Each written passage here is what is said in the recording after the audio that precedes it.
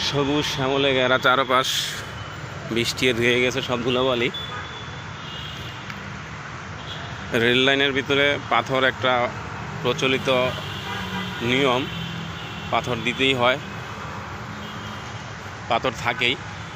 পাথর থাকলে রেলের যেই লোহার অংশটুকু, যেই নিচের কাঠের এবং সিমেন্টের পিলারের সাথে অ্যাডজাস্ট করা, তার উপরই অংশটুকু পাথর দিয়ে বালি দিয়ে ভরাট করে দেওয়া হয়।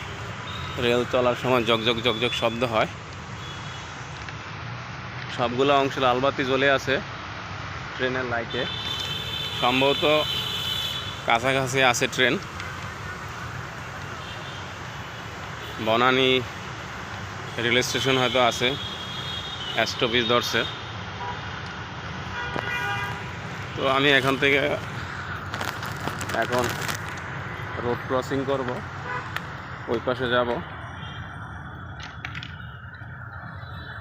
ভালো একটা বিকাল কাটালাম অনেকদিন পর, বৃষ্টি না পর, অফিসের কাজের ফাঁকে। সবাই ভালো থাকবেন। কিছুক্ষণ পর পর বিমান উড়ে যাচ্ছে, ম্যাগে ঢুকে গেল।